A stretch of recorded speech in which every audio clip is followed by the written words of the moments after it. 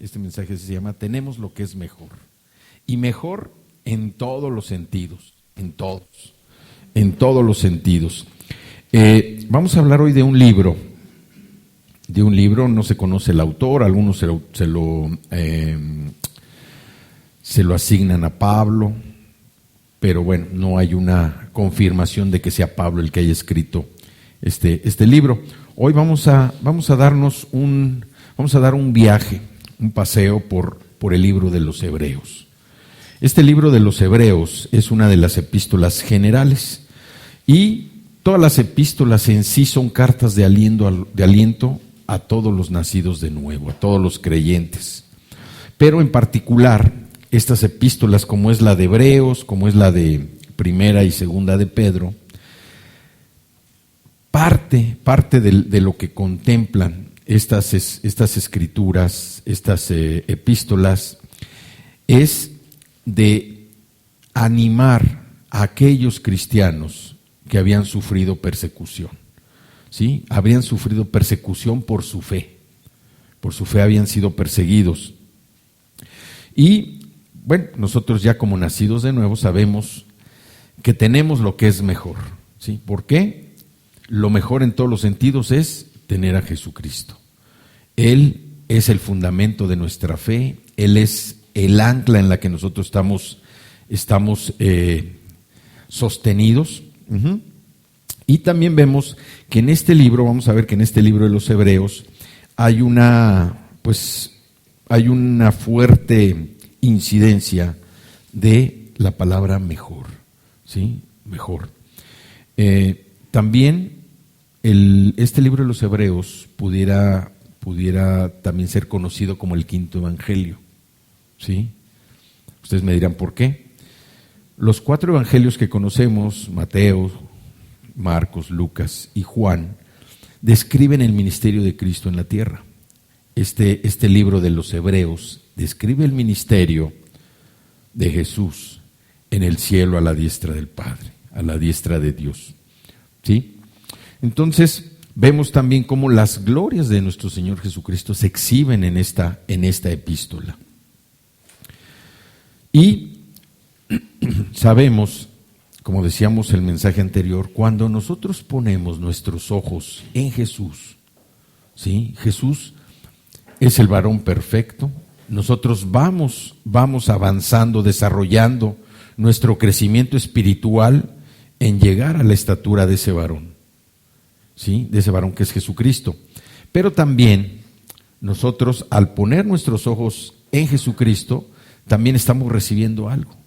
Como Él es el autor y el consumador de la fe, o sea, Él es el que inicia en nosotros precisamente ese proceso, ese camino de incrementar en nosotros la fe, también Él es el consumador de esa fe cuando se cumplen las promesas en nuestra vida.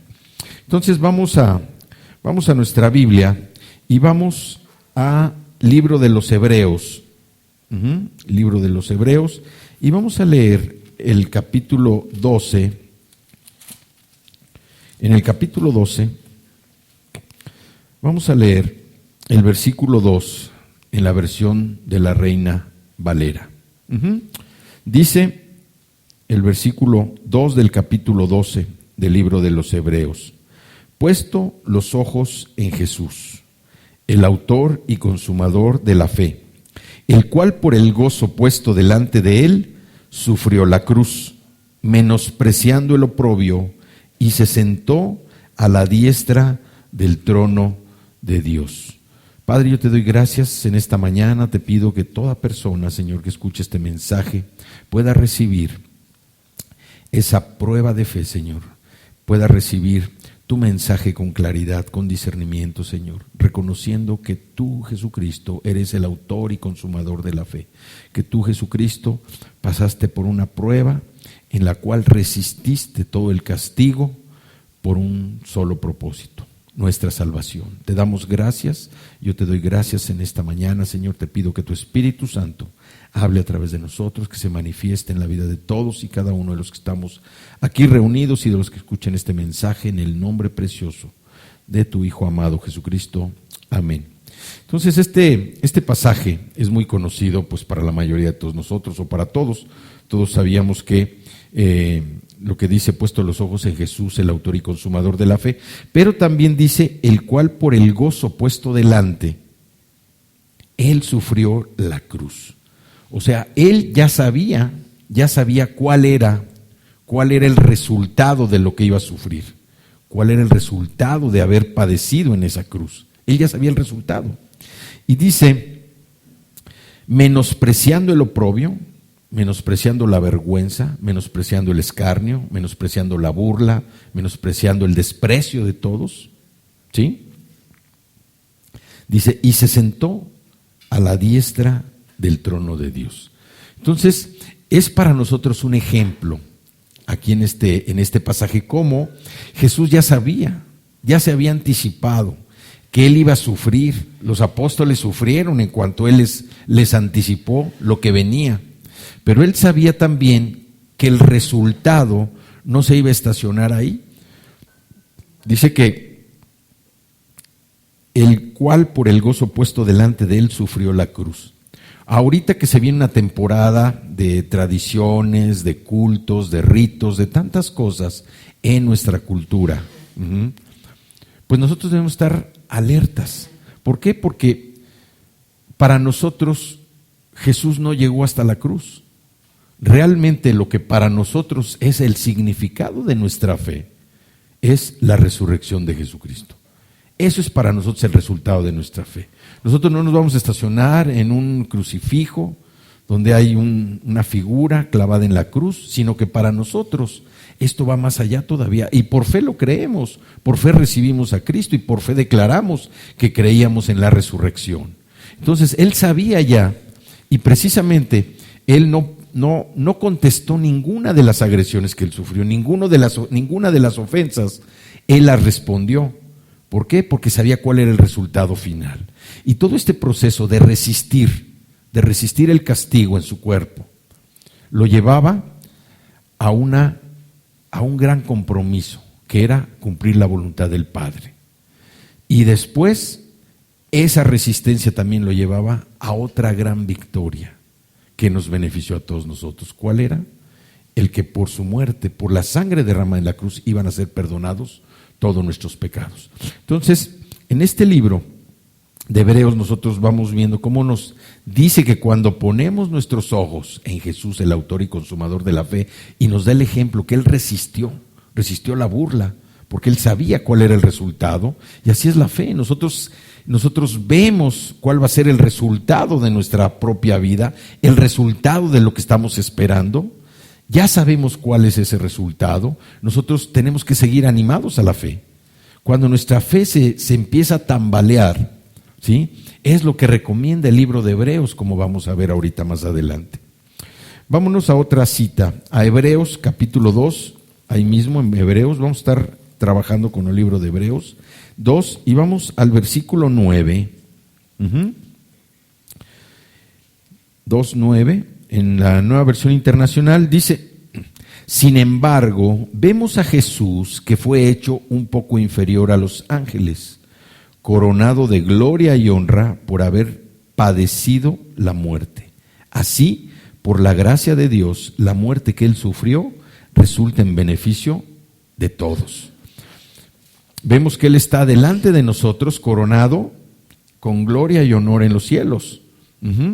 Y nos damos cuenta cómo a través de este reconocimiento, no solamente de nosotros, ya el reconocimiento que tiene Él, un reconocimiento de que está sentado a la derecha del Padre, que es Dios mismo que vino a hacerse presente entre nosotros, nos da esa seguridad y esa confianza para saber que nosotros, quien mora en nosotros, es alguien que nos impulsa a seguir adelante, a que nuestra fe no se tambalee, a que nuestra fe no se venga abajo, a que nuestra fe se sienta vulnerable. Por eso decimos, tenemos al mejor, tenemos lo mejor en todos los sentidos, pero nosotros necesitamos poner los ojos en Jesús. Precisamente, ¿por qué? Porque Él es el autor y Él es el consumador de nuestra fe. Y muchas veces nosotros lo que hacemos es que tomamos esa autoría, ¿no? Decimos, bueno, si Jesús es el autor de nuestra fe, yo empiezo con una fe grande, pero después a través de lo que me sucede o de lo que me va pasando, mi fe se empieza a debilitar, mi fe se empieza a extinguir. Y él lo que nos dice es, veamos con quién estamos, quién mora en nosotros.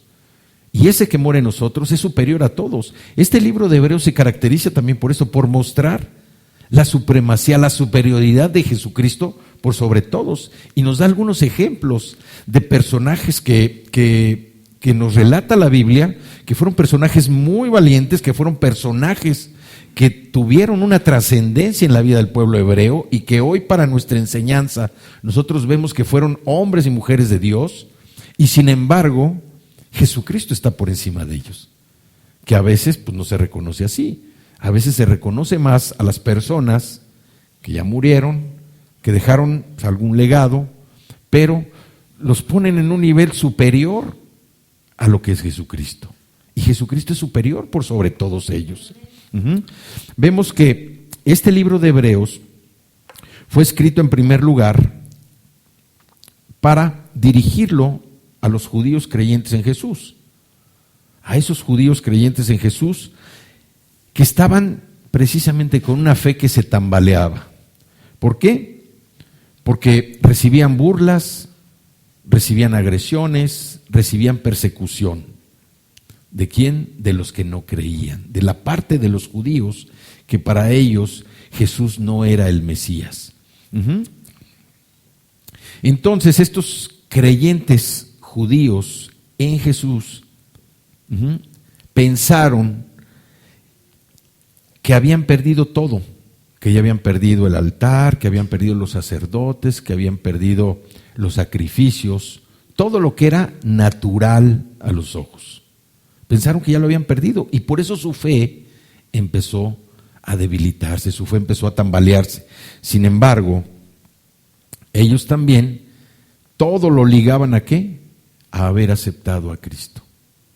Ellos pensaron que eran perseguidos y que todo lo natural, todo lo humano que ellos vivieron, los altares, los sacerdotes, los sacrificios, todo lo estaban perdiendo por seguir a Cristo. Y a veces a nosotros, así es como la fe se nos empieza a tambalear. Dudamos si estamos en el camino correcto.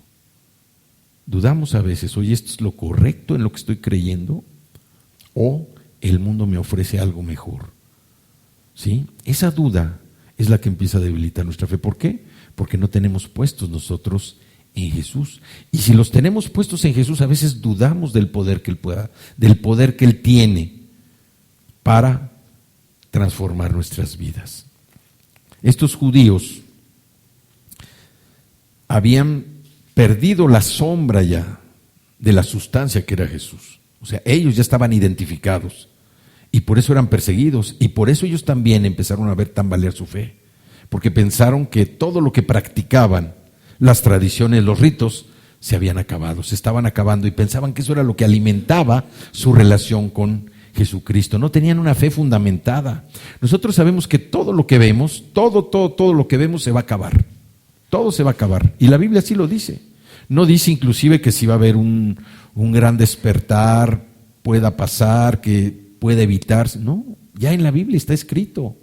El mundo se va a acabar. Todo va a desaparecer, todo se va a desbaratar, todo lo que vemos. Y lo que la Biblia nos anima, la Escritura nos anima, que es a trabajar en las cosas que no se ven. Muchas personas extrañan los momentos de todas estas celebraciones que vienen en camino. Extrañan. ¿Por qué? Porque están acostumbradas a ver las cosas de una manera natural. Dios no quiere, nos está enseñando que hay una vida espiritual que verdaderamente enriquece nuestra forma, enriquece todo lo que nosotros vamos a hacer. Pero necesitamos entender esa parte, que nuestra vida espiritual nos lleva a mantener esa relación viva con el Señor.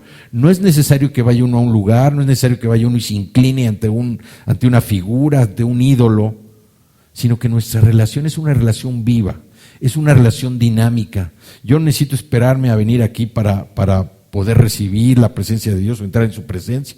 Yo todos los días estoy en la presencia de Dios. Cada uno de nosotros todos los días está en la presencia del Señor. Nosotros todos los días tenemos libre acceso al Señor. Todos los días, a través de la oración, de nuestra plática, de venir callados, de escuchar y ser sensibles a lo que Dios quiere hacer. No necesitamos ir a un lugar específico. Aquí venimos por instrucción. Aquí venimos porque dice la palabra que nos debemos congregar, nos animamos a la fe, al vernos, al escuchar los testimonios de lo que Dios está haciendo en la vida de cada uno de nosotros. Pero no venimos aquí nada más para recibir o para entrar en la presencia del Señor. ¿Por qué? Porque esto no es un culto, no es una tradición, no es un rito. A lo que venimos es expresarle al Señor con todo nuestro corazón que estamos agradecidos y que tenemos una gran necesidad de Él.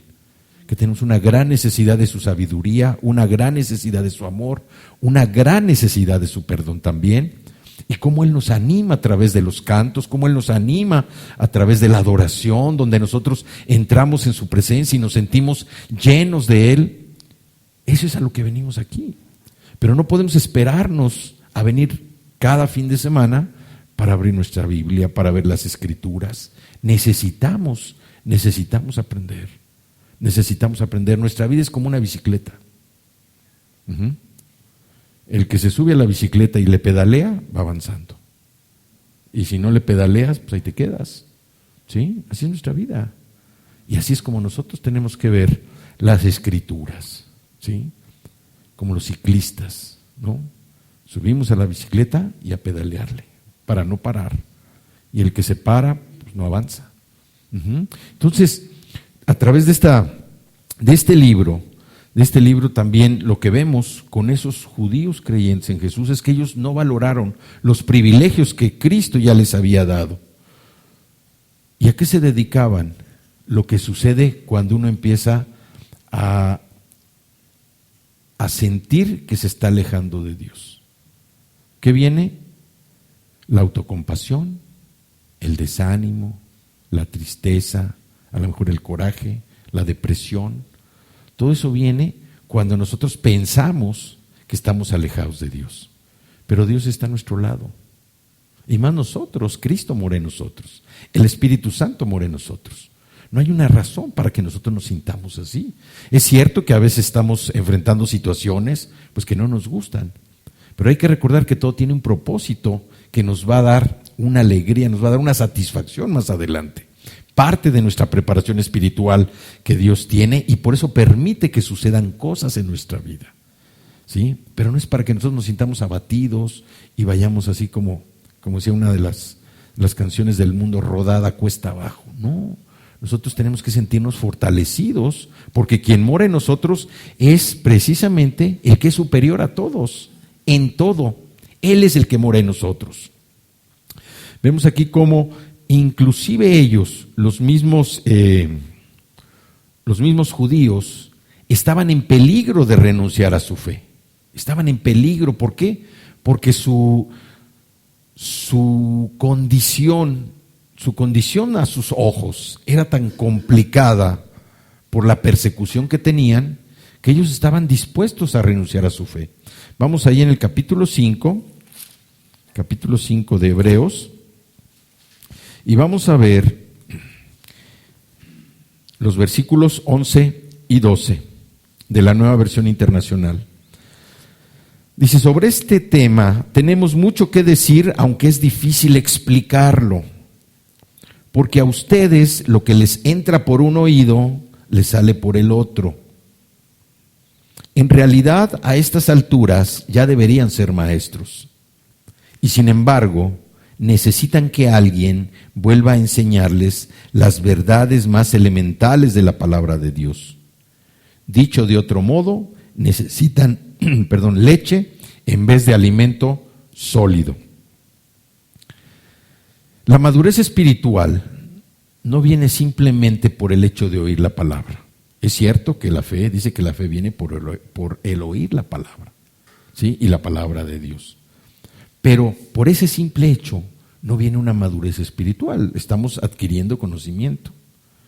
La madurez espiritual viene cuando nosotros podemos poner en práctica la palabra. ahí es cuando viene la madurez espiritual. Hoy estamos enfrentando una situación, pues tengo esta palabra, el libro de los Salmos habla de esto, Pablo habló de esto, el Evangelio de Mateo dice esto, el Evangelio de Marcos, de Lucas, Juan, el libro de los Hebreos dice esto. Entonces, cuando nosotros podemos poner por obra la palabra, la ponemos en práctica en nuestra vida, es cuando se manifiesta la madurez espiritual. ¿Por qué? Porque tenemos una situación complicada y no nos vamos a poner desesperados a gritar, no. Simple y sencillamente vamos a ver cuál es la palabra que aplica. Si conocemos la palabra, pues la palabra va a fluir de nuestro corazón. La palabra va a fluir para que nosotros la pongamos en práctica en nuestra vida. Yo tomo esta palabra. Muchas veces alguien, por ejemplo, puede venir y te dice, oye, pues veo que te veo muy fregado, man, ¿no? Pero uno dice, no, o sea, ningún arma forjada contra mí prospera. Lo que tú declares, olvídate, yo no lo recibo.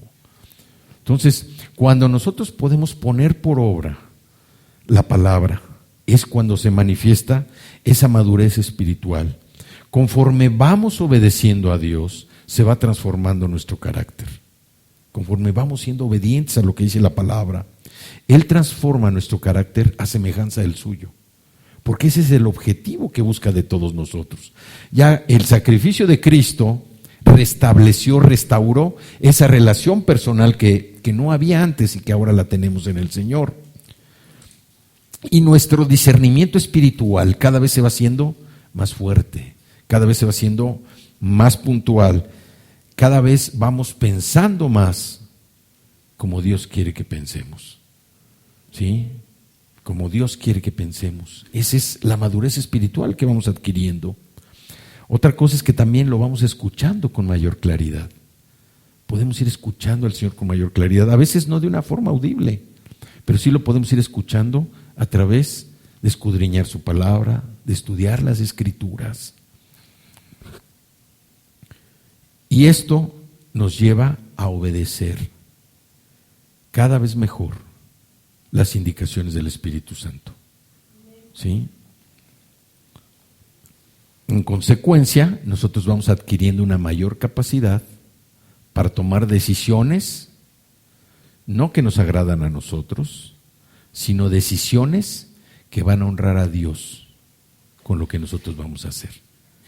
O sea, todo este proceso de la madurez espiritual nos lleva precisamente a eso. Obedecemos, escuchamos, ponemos por obra, ¿sí? Y nos va a llevar a que las decisiones que tomemos van a ser a decisiones que lo honren a Él. No decisiones que estemos buscando que nos glorifiquen a nosotros porque somos muy, muy buenos. No, que honren al Señor. ¿Sí? Y como dice aquí, dice sobre este tema, tenemos mucho que decir, aunque es difícil explicarlo. Porque a ustedes lo que les entra por un oído, les sale por el otro. Yo sé que aquí nadie somos así. Pero, déjenme decir algo. Aquí lo que vemos es cómo el escritor de este libro trata de llevarnos de un conocimiento elemental,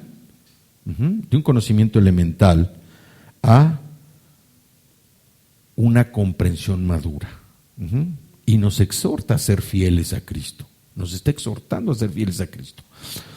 El meterse a las Escrituras es como cuando nosotros vamos a ir a un lugar que no conocemos y vamos a manejar. Y si es una distancia más o menos larga, nosotros vamos, ahora sí que sin soltar el volante y viendo, anticipando las cosas que podamos encontrar en el camino. No sé si a ustedes les ha pasado cuando van a un lugar que no conocen, van por primera vez, van manejando, ¿sí? Y van, pero sin perder detalle del camino, prácticamente van viéndola, y a veces hasta uno se tensa porque va viendo el camino, a lo mejor viendo que no vaya a cruzarse algo que nos pueda impedir que sigamos adelante. Cuando uno viene de regreso por el mismo camino, ya viene uno un poco más relajado. Y ya se da uno tiempo para empezar a observar ciertas cosas, ciertos paisajes. Cuando uno lo recorre por segunda vez, pues ya está uno con más confianza, ya va manejando ahora sí más suelto y ya va uno con más capacidad para ir observando todas las cosas que están alrededor. Pues así es con la Escritura. A lo mejor la primera vez que nos metemos es como ese camino en donde vamos así tratando de ver qué dice, de entender, pero no lo vamos a entender. Pero viene el viaje de regreso y entonces ya podemos observar otras cosas. Y cada vez que nos metemos a estudiar el mismo versículo durante 2, 3, 4 veces, cada vez nos va a decir algo diferente. Cada vez nos va a decir, ese es como nosotros vamos entendiendo más las Escrituras. Por eso aquí los animamos siempre a estudiar las Escrituras. ¿Por qué? Porque es el fundamento, es la base precisamente para entender y conocer el carácter del Señor. Entonces, vemos aquí cómo este libro nos muestra la superioridad de Cristo sobre toda revelación. Toda revelación. Y el ánimo que se da a los judíos es que ellos no se regresaran a sus antiguos ritos, a sus antiguas costumbres, a sus antiguas ceremonias tradicionales. Y hoy nosotros, en este día, en estos tiempos, pues seguimos enfrentando esas cosas. Por eso, nosotros estamos animándonos a la fe, a no voltear nuestros ojos hacia atrás, a no ver lo que hacíamos antes, que no traía nada bueno para nosotros, que según eran obras para que uno se purificara, eran obras para que uno cambiara, eran obras donde uno supuestamente recibía el perdón, aunque al otro día ya estuviera haciendo lo mismo o cosas peores. El único que verdaderamente perdona nuestros pecados es Jesucristo. Él es el único, y por eso en este libro nos está hablando de la superioridad de Cristo sobre toda revelación. Nos lleva a conservar la fe y la esperanza por medio del Evangelio. Entonces vemos cómo hoy también dentro de lo que estamos viendo del libro de Hebreos, también nos muestra advertencias oportunas, advertencias, y también nos da palabras de consuelo. ¿Para quiénes? Para aquellos que tienen poca instrucción en las cosas del Señor, los que no se meten mucho a la Escritura, pero también para los que se inclinan a ser desviados. ¿Por qué? Por cosas de la moda, de la cultura, de los consejos del mundo. Por eso nosotros debemos estar muy agarrados de lo que es la palabra y tenerla arraigada, ¿sí? ¿Por qué? Porque todo lo tenemos en Cristo. Todo lo tenemos en Cristo. Vamos a ver cómo este libro nos va describiendo lo que fueron viviendo los judíos. Y vamos a Hebreos, ahí en el capítulo 6. Hebreos capítulo 6, y vamos a leer el versículo 10.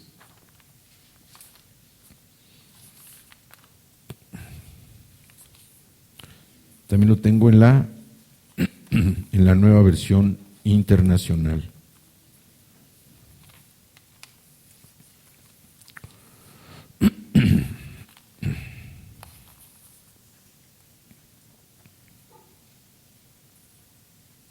Dice: porque Dios no es injusto como para olvidarse de las obras y del amor que para su gloria ustedes han mostrado, sirviendo a los santos como lo siguen haciendo.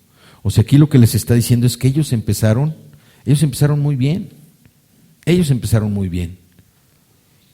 Dice: Dios no es injusto como para olvidarse de las obras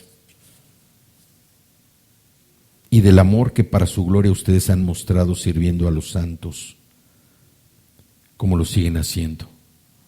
Dios no olvida lo que hagamos en obediencia a Él. Un día compareceremos ante el tribunal de Cristo. Y ahí vamos a ser recompensados por todo lo que hayamos hecho en obediencia al Señor. Entonces, aquí les dice, ustedes empezaron bien. Pero en el versículo 11, Hebreos 6:11, nos dice: deseamos, sin embargo, que cada uno de ustedes siga mostrando ese mismo empeño hasta la realización final y completa de su esperanza. No sean perezosos, más bien imiten a quienes por su fe y paciencia heredan las promesas. Aquí también les empieza a decir que ya estaban perdiendo la brújula, que ya estaban perdiendo el camino.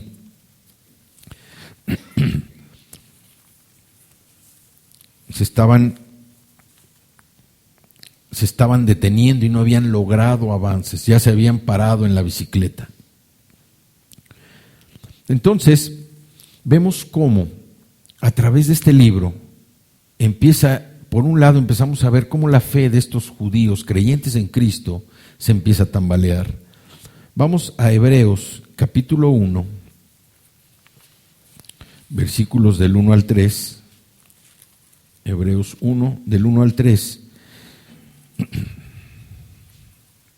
Y aquí es donde empezamos a ver cómo se empieza a manifestar, nos empieza a decir el escritor en Hebreos la superioridad de Cristo. ¿Sí? ¿Por qué? Porque nosotros vemos que en este libro es la prominencia de Cristo que se muestra en cada página. Nosotros vemos que en Hechos de los Apóstoles lo predominante son los apóstoles, lo predominante son los discípulos, los judíos, los paganos. ¿Sí? Ellos son predominantes en la escritura de los Hechos de los Apóstoles. O sea, cuando nosotros estudiamos vemos que se le da mucha importancia precisamente a estos grupos, ¿no? A los apóstoles, a los discípulos, a los judíos, a los paganos. En el libro de los Romanos, lo que atrae nuestra atención es la doctrina que se establece, la enseñanza sobre la doctrina en el libro de los Romanos. Y vemos que en las otras epístolas se habla de la iglesia, de los problemas que enfrentó la iglesia. Pero en este libro, en el libro de Hebreos, nosotros vemos que Jesucristo es el prominente en cada página. Vemos que es el Señor mismo el que se nombra en cada una de las páginas. Y aquí, pasando esa escritura, Hebreos 1 al 3, dice: Dios, en la Nueva Versión Internacional, Dios que muchas veces y de varias maneras habló a nuestros antepasados en otras épocas por medio de los profetas. Aquí nos está diciendo la palabra, Dios nos habla a su pueblo. Bueno, habló a través de los profetas, habló a través de personas en todo el Antiguo Testamento, en el Nuevo Testamento, habló a través de personas. Pero aquí nos dice algo bien importante. En estos días finales nos ha hablado por medio de su Hijo. A este lo designó heredero de todo, y por medio de él hizo el universo. El Hijo es el resplandor de la gloria de Dios, la fiel imagen de lo que Él es, y el que sostiene todas las cosas con su palabra poderosa. Después de llevar a cabo la purificación de los pecados, se sentó a la derecha de la majestad en las alturas. Aquí nos está diciendo que, bueno, primero se recibió, Dios habló a su pueblo a través de profetas, primeramente, a través de personas, de personajes que nosotros hemos conocido en el estudio de toda la Biblia, pero dice que en estos días Dios habla a través de ¿quién? De su Hijo, de Jesucristo. En estos días finales nos ha hablado por medio de su Hijo. ¿Por qué? Porque Él es el heredero de todo. Y aquí lo que nos está diciendo es que Jesucristo es mayor que ¿quién? Que los profetas. Y nosotros vemos que para los judíos que no creen en Jesucristo, los profetas tienen una gran relevancia. Tienen una gran importancia, porque la palabra de ellos es una palabra más importante inclusive que la de Jesús. En Hebreos, ahí en el versículo 4, del 4 al 9, dice: así llegó a ser superior a los ángeles. O sea, Jesucristo es mayor que los ángeles. Es mayor que los ángeles. Dice, llegó a ser superior a los ángeles en la misma medida en que el nombre que ha heredado supera en excelencia al de ellos.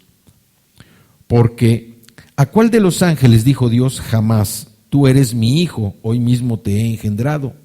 Ahí viene un salmo, el Salmo 2:7, donde habla de esta parte. Y en otro pasaje: yo seré su padre y él será mi hijo. Además, el 6 dice: además, al introducir a su primogénito en el mundo, Dios dice que lo adoren todos los ángeles de Dios. En cuanto a los ángeles, dice, Él hace de los vientos sus ángeles y de las llamas de fuego sus servidores. Esto viene en el Salmo 104. Pero con respecto al Hijo dice, tu trono, oh Dios, permanece por los siglos de los siglos, y el cetro de tu reino es un cetro de justicia. Has amado la justicia y odiado la maldad. Por eso Dios te ha ungido con aceite de alegría, exaltándote por encima de tus compañeros. Vamos al Salmo 45, los versículos 6 y 7, Salmo 45. En los versículos 6 y 7 nos confirma este pasaje, 45, 6 y 7, de la Reina Valera, dice, tu trono, oh Dios, es eterno y para siempre. Cetro de justicia es el cetro de tu reino. Has amado la justicia y aborrecido la maldad. Por tanto te ungió Dios, el Dios tuyo, con óleo de alegría más que a tus compañeros. En este pasaje nos da una expresión, una manifestación de lo que es Dios. Dice, tu trono, Dios, es eterno y para siempre. Aquí nos está hablando del poder que tiene el Señor, que no es un poder limitado. Cetro de justicia es el cetro de tu reino. Dios constantemente nos está hablando de justicia. Dice, has amado la justicia y aborrecido la maldad. Y aquí nosotros vamos entendiendo cómo el carácter de Dios se empieza a establecer en nuestra propia vida. Porque yo les puedo asegurar a todos y cada uno de los que estamos aquí que la maldad cada vez más se va alejando de nuestro corazón.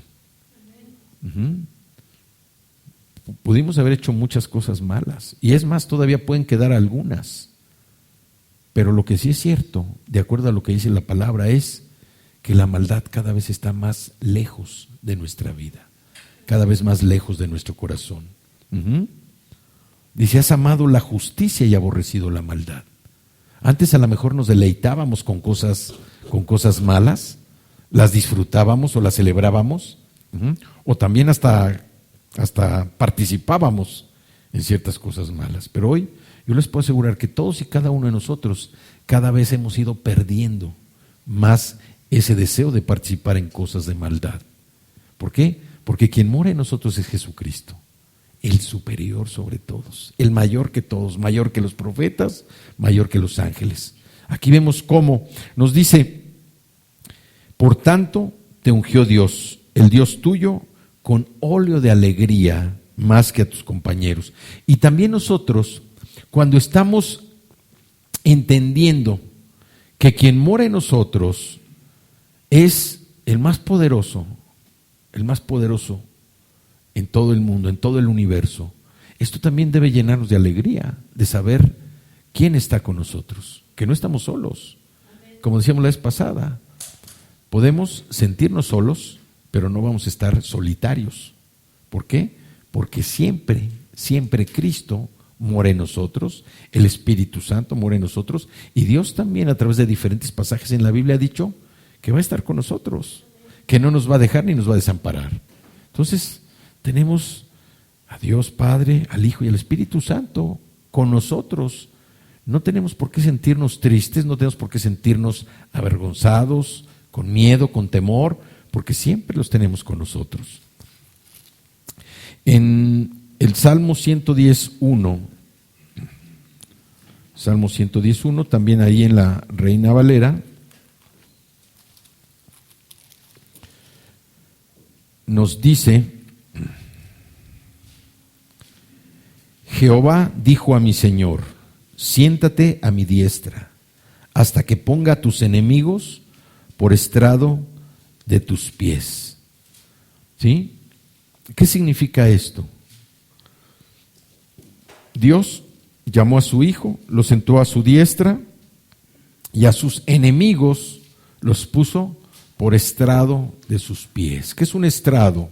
Pues es como un tapanco, como un ¿cómo?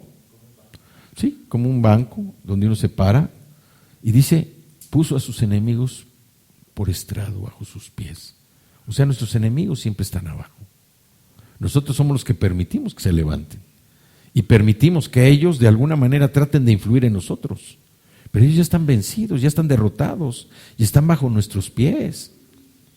Nosotros somos los que hacemos que ellos se levanten, o nosotros mismos a veces los ayudamos a que se levanten. La mentira es uno de nuestros enemigos. Pues yo le voy a ayudar a la mentira, me gusta la mentira, que se levante, porque me gusta a mí también escuchar mentiras, decir mentiras. Nosotros mismos levantamos, pero Dios dice aquí en su palabra que puso a Cristo a su diestra y a todos sus enemigos por estrados bajo sus pies. Y si nosotros tenemos a Cristo, tenemos el poder que Él nos ha delegado, la autoridad precisamente para que nuestros enemigos, sus enemigos, estén bajo nuestros pies. Vamos a Hebreos capítulo 3. Hebreos 3, y vamos a leer el versículo 1. Dice, ya vimos que Jesucristo es superior a los profetas, superior a los ángeles. Ahora, todo lo que tenía lugar o tiene lugar para los judíos, para el judaísmo rabínico. Todos estos hombres como Moisés, como Josué, como Aarón, que tienen mucha relevancia en ellos, aquí el libro de Hebreos nos está diciendo quién es verdaderamente superior a ellos.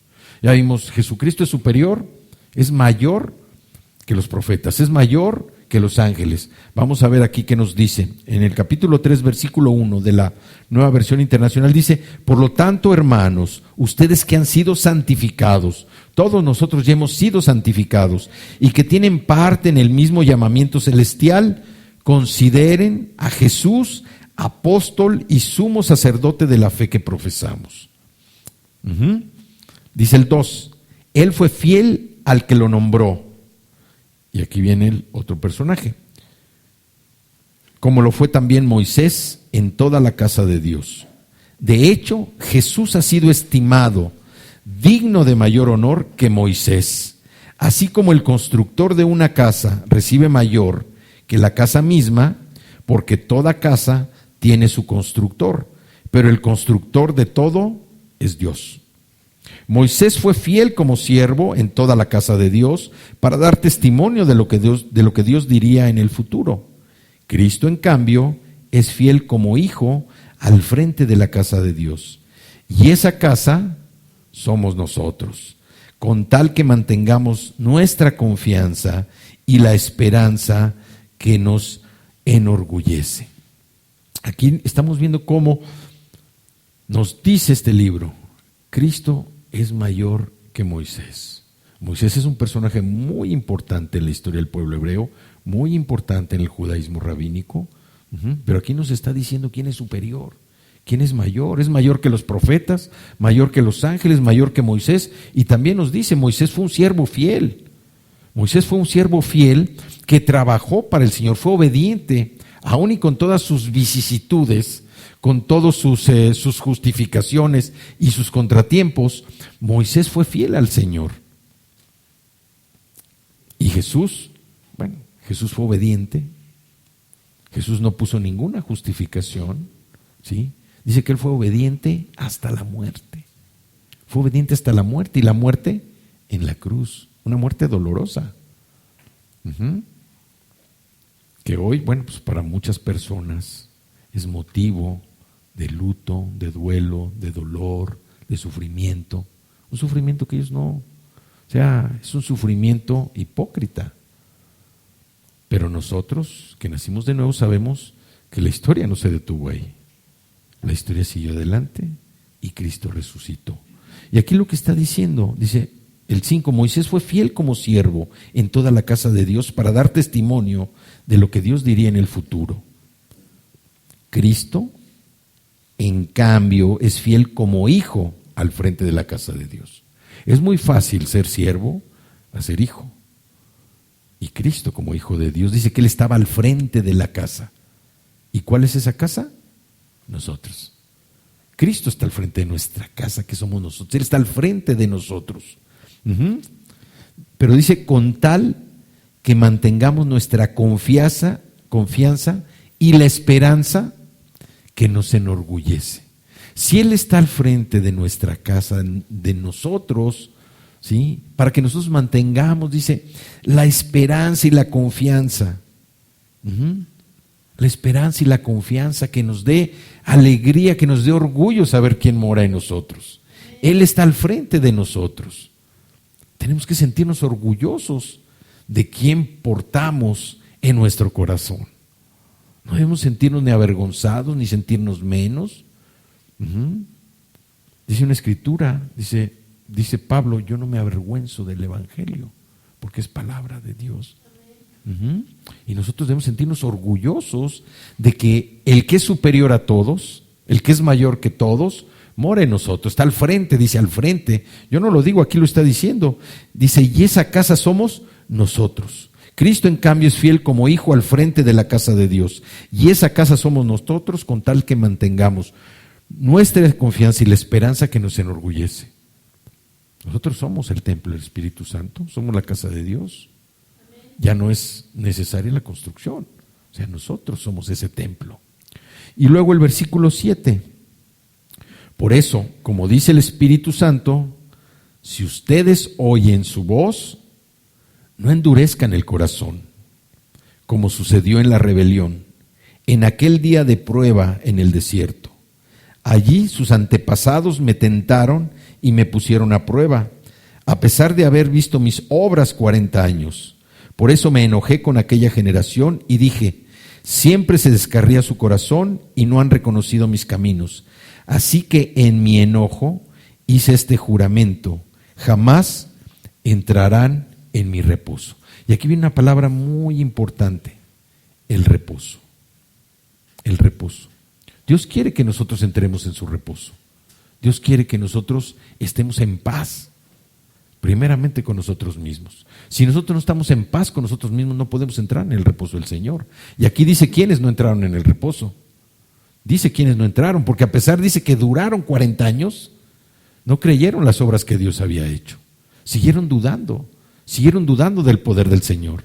Y Dios lo que quiere es que nosotros veamos ese poder que Él tiene, la autoridad sobre todas las cosas, para que nosotros mantengamos nuestra confianza y nuestra esperanza y que nos sintamos orgullosos de quién mora en nosotros, a qué equipo pertenecemos.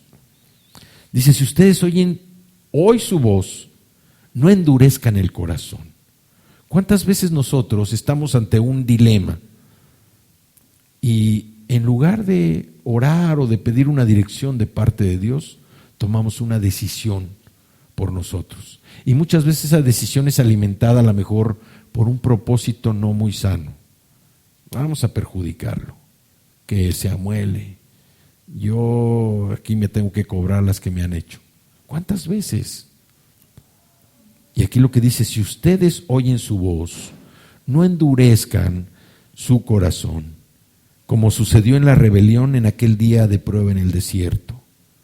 Dice, allí sus antepasados me tentaron y me pusieron a prueba, a pesar de haber visto mis obras 40 años. ¿Y qué pasó con esta generación? ¿Qué pasó? ¿Se acuerdan? Ninguno entró a la tierra prometida. Ninguno entró a la tierra prometida. Todos se murieron. Menos los jóvenes, los menores de 20 años. Entonces, dice, cuídense hermanos, el 12, de que ninguno de ustedes tenga un corazón pecaminoso e incrédulo que los haga apartarse del Dios vivo. Cuando nosotros no nos sentimos fuertes en la fe, cuando la incredulidad empieza a llegar, empieza a meternos, a carcomernos, nosotros sentimos y nos empezamos a alejar de Dios. ¿Por qué? Porque nuestra confianza la empezamos a poner en otras cosas. ¿Sí? A veces en personas. ¿Sí? Y Dios lo que quiere es que nuestra confianza esté puesta en Él, que Él sea nuestra prioridad. Y dice el 13, más bien mientras dure ese hoy, anímense unos a otros cada día para que ninguno de ustedes se endurezca por el engaño del pecado. Hemos llegado a tener parte con Cristo con tal que retengamos firme hasta el fin la confianza que tuvimos al principio. Como se acaba de decir, si ustedes oyen su voz, no endurezcan el corazón como sucedió en la rebelión. Dice, ahora bien, ¿quiénes fueron los que oyeron y se rebelaron? ¿No fueron acaso todos los que salieron de Egipto guiados por Moisés? ¿Y con quiénes se enojó Dios durante 40 años? ¿No fue acaso con los que pecaron, los cuales cayeron muertos en el desierto? ¿Y a quiénes juró Dios que jamás entrarían en su reposo, sino a los que desobedecieron? Como podemos ver, no pudieron entrar por causa de su incredulidad. Dios aquí nos dice que cuando nosotros tenemos fe, una fe sólida, fuerte, vamos a poder entrar en el reposo del Señor. Vamos al Salmo 95, los versículos 7 y 8. Salmo 95. Salmo 95.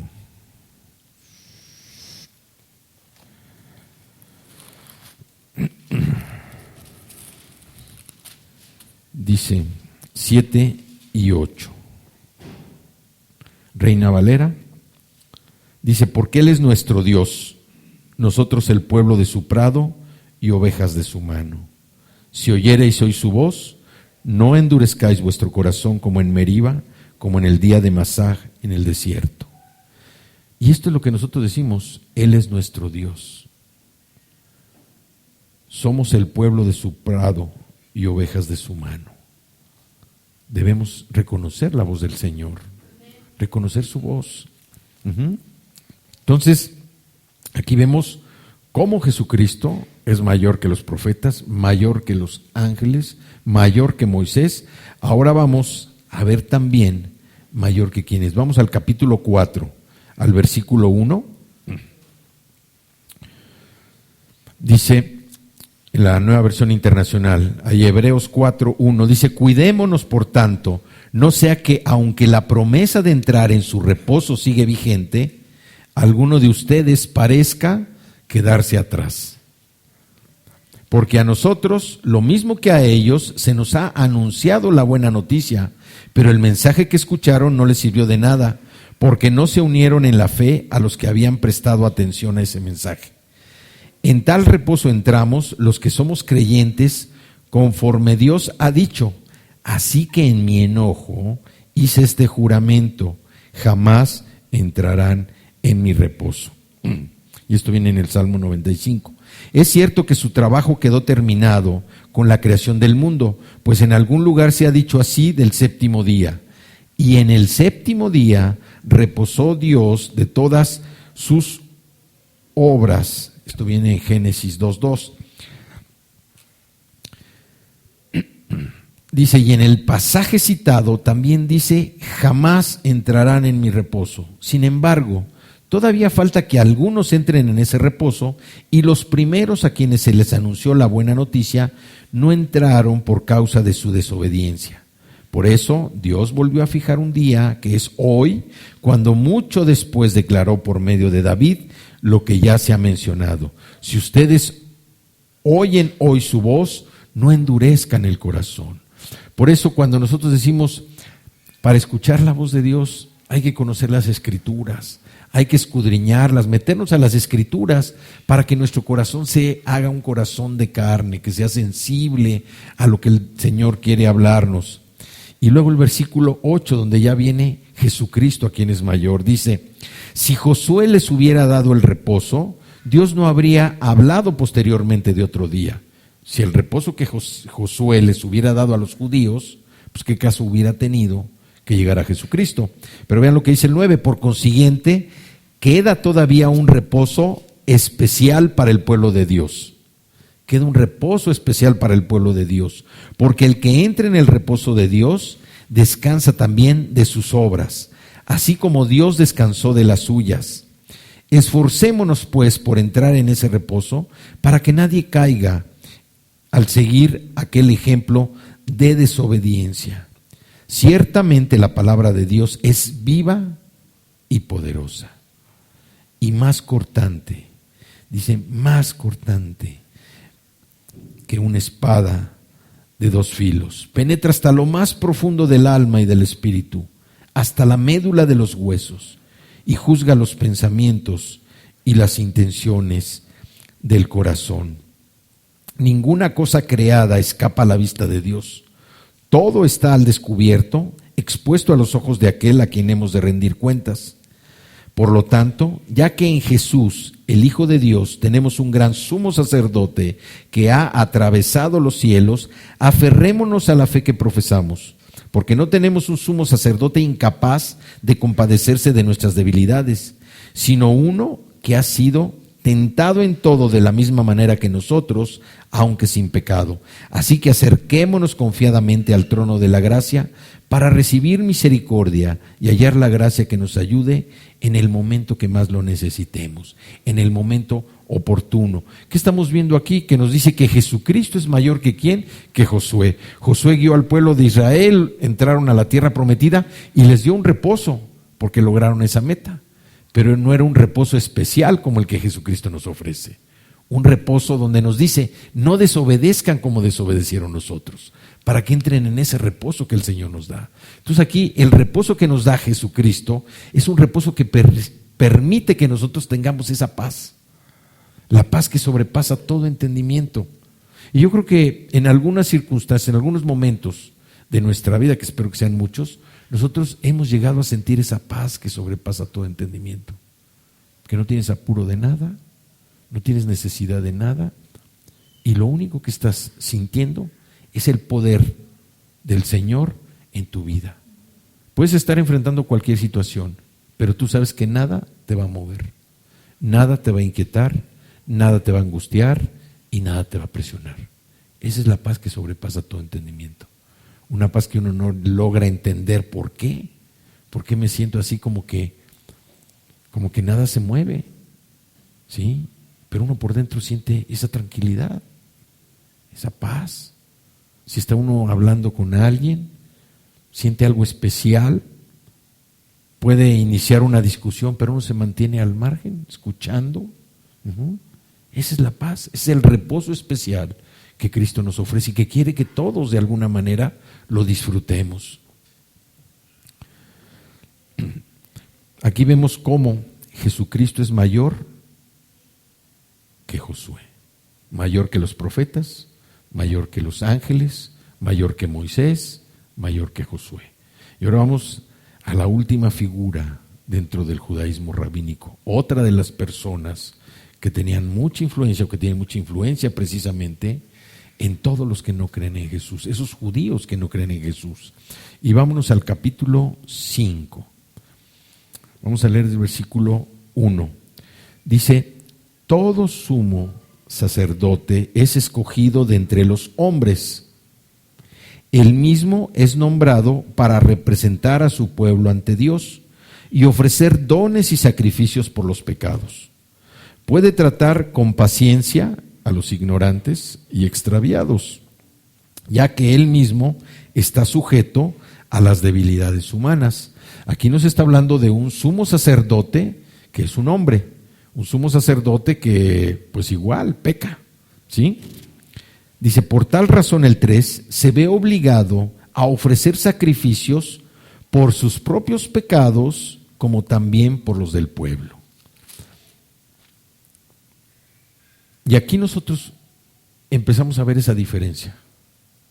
Dice que Jesús no pecó. Los sacerdotes que eran nombrados, toda la descendencia de Aarón, que fue el primer sacerdote, todos tenían que ser nombrados y debían tener una descendencia o una ascendencia más bien.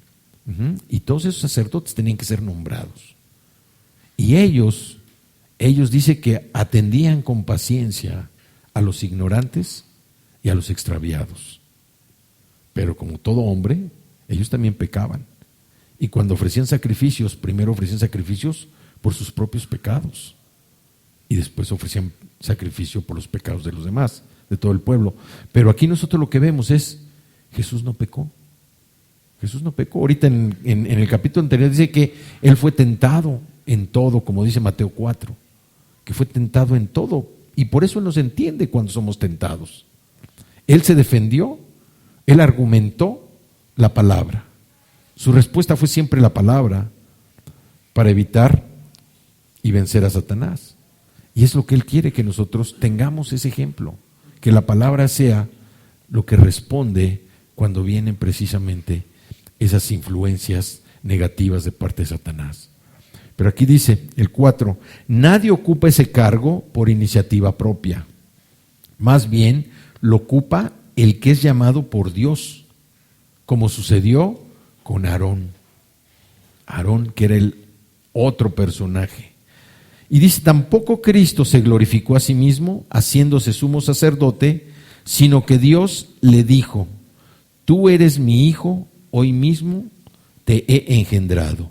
Y en otro pasaje dice, tú eres sacerdote para siempre, según el orden de Melquisedec.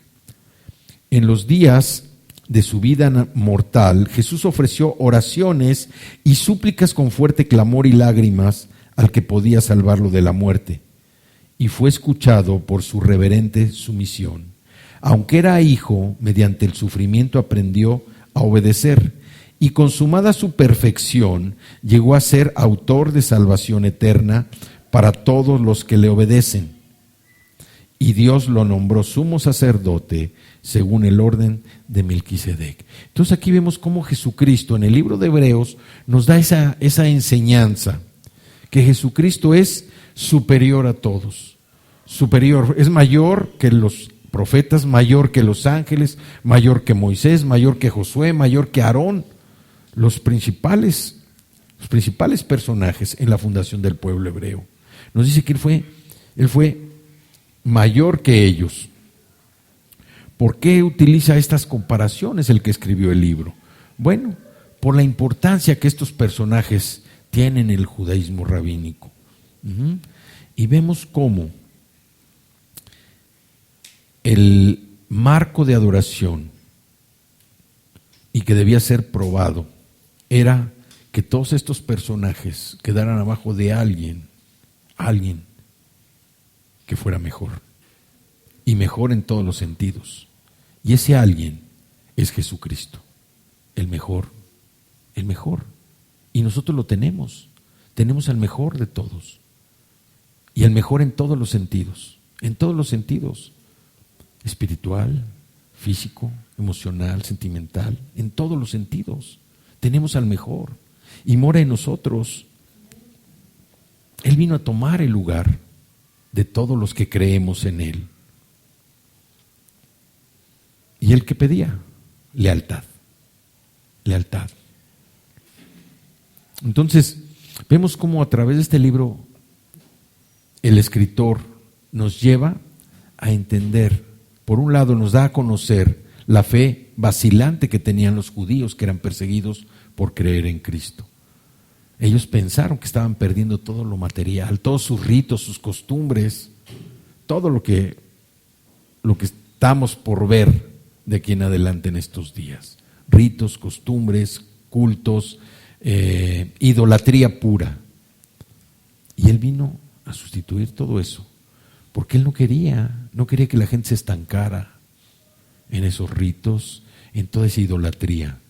Cristo lo que vino es a darnos vida, que esos cambios que Él promueve en nuestra propia vida, esa renovación de nuestra mente, la transformación de nuestra alma, la conexión de nuestro espíritu con el Espíritu Santo, con el Señor, que todo esto provoque en nosotros un cambio en nuestra conducta, que provoque un cambio en nuestras actitudes, que provoque esa fe, que nos lleva a un crecimiento espiritual, que no tengamos una actitud tambaleante o vacilante como la tenían estos judíos, que eran perseguidos y con un riesgo porque los querían matar. Ellos decían, por haber aceptado a Cristo estamos dudando si estamos en el camino perfecto. Y Dios lo que nos dice es que tengamos esa confianza. Ahora sí que nos subamos a la bicicleta y que le peguemos. ¿Sí? Yo no tengo bicicleta, pero me voy a comprar una patineta o esos que tienen batería para, ¿cómo le llaman esos? Un scooter, ¿no? Sí. Pero Dios lo que quiere es que nosotros mantengamos, como dice aquí, nuestra fe y nuestra esperanza, y que nos sintamos orgullosos de que alguien tan importante, alguien como nos enseña el libro de Hebreos, superior a todos, mora en nosotros. Que no nos sintamos achicados. La superioridad de Cristo sobre todos los demás es una verdad irrefutable, es una verdad, es un fundamento de lo que creemos. Y aquí el libro nos enseña la diferencia entre tener a Cristo como nuestro Señor, como nuestro Salvador, tenerlo como sumo sacerdote. ¿Cuál es la diferencia? A cualquier otra persona que tenemos al mejor de todos, en todos los sentidos. Y también nos muestra a través de las Escrituras que no vamos a poder entender el Nuevo Testamento sin estudiar el Antiguo Testamento. Y tampoco vamos a entender el Antiguo Testamento si no conocemos el Nuevo Testamento. Nos anima a qué, ahora sí, como ese viaje, ¿no? Cuando vamos por primera vez que no queremos ni soltar el volante, ida y vuelta para ir apreciando lo que tenemos alrededor. Y es la forma como Dios nos habla a través de su Espíritu Santo. Que nosotros tengamos un tiempo, que nos sentemos, que abramos las Escrituras, que nos metamos a escudriñar, a tratar. Señor, háblame el día de hoy. Háblame a través de esta Escritura. Háblame. Dale una dirección a mi vida en esta necesidad que tengo hoy. Oh, gracias, Señor. Gracias porque te agradezco a través de esta Escritura. Dios nos ha rescatado a todos. Nos ha rescatado de lo que éramos. Pero nos rescató con un objetivo. Que nosotros verdaderamente vayamos transformando nuestra vida y que cada vez seamos semejantes a Jesucristo. Eso es lo que busca el Señor de parte nuestra. Esa relación que había sido eliminada por el pecado de Adán se restableció, se restauró a través del sacrificio de Jesucristo. Y la ha puesto a nuestra disposición para que nosotros tengamos esa relación personal con el Señor y podamos recibir la dirección que necesitan nuestras vidas. Todos tenemos esa necesidad, una necesidad de que el Señor nos llene, de que el Señor nos llene con su sabiduría, nos llene con su presencia, nos llene con su amor, para que a través de nosotros puedan otros conocer a Dios. Que no nos conozcan a nosotros como personas, que conozcan a Dios a través de nosotros. Eso es lo importante. Vamos a orar.